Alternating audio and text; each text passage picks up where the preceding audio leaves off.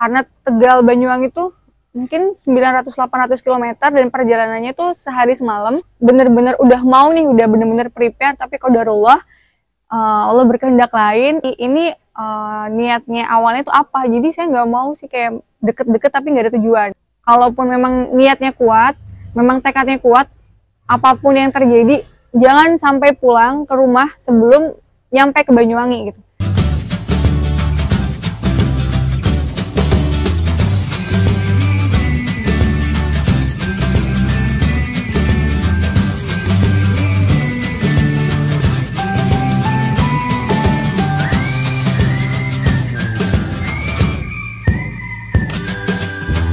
Halo Bunda, perkenalkan nama aku Ayu Wanda. Saat ini usianya 23 tahun. Untuk kesibukan sebagai ibu rumah tangga dengan satu orang anak berusia 4 bulan.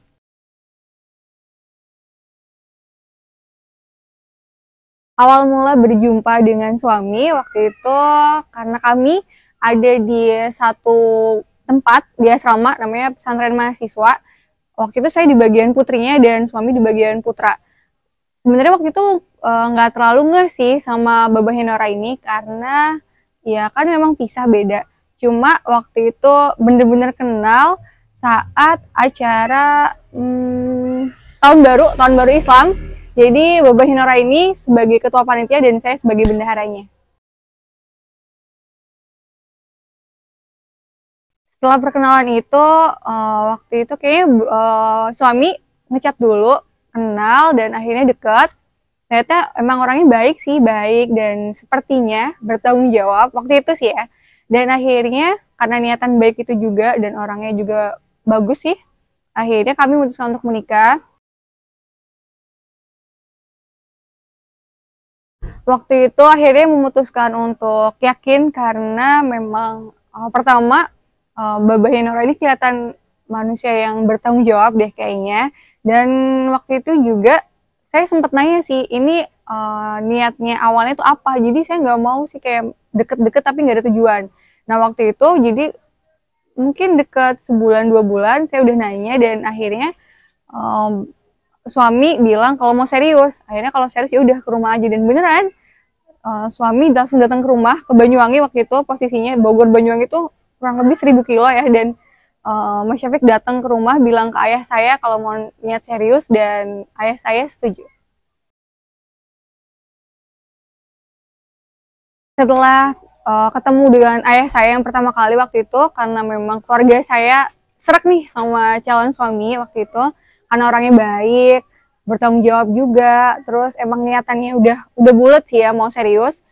Setelah itu saya dan suami memutuskan untuk planningnya apa nih setelah ini. Kita mau nikah dan karena nikah juga butuh dana ya, jadi waktu itu kami emang berencana untuk menabung untuk ke pernikahan itu.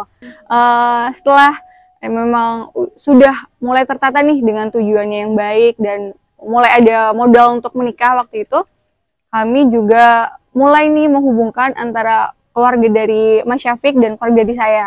Dan waktu itu juga orang tuanya Mas Syafiq bilang kalau berencana untuk main ke Banyuwangi, kan pengen ketemu calon besan dulu kali ya. Jadi waktu itu juga saya udah bilang ke ayah dan ibu saya waktu itu, ya Baba dan mamahnya Mas Syafiq rencananya mau main nih ke Banyuwangi, mau ketemu calon. Aku bilang gitu kan ke ayah. Wah ternyata anak gadisnya yang masih kecil ternyata udah minta izin gitu mau nikah. Waktu itu terus saya nanya kan ke Mas Syafiq, kapan kira-kira mau datang ke rumah. Terus Mas Syafiq bilang karena waktu itu kondisinya mamah dari Mas Syafiq lagi sakit, waktu itu sakit jantung dan memang berencana mau operasi. Jadi bilangnya setelah operasi insya Allah akhir tahun, entah November atau Desember. Jadi memang dari keluarga saya waktu itu juga udah prepare nih pengen menyambut keluarga dari Tegal. Nah waktu itu setelah November dan Desember bener-bener udah mau nih, udah bener-bener prepare, tapi qadarullah Allah berkehendak lain. Mas Syafiq meninggal waktu itu Desember setelah operasi.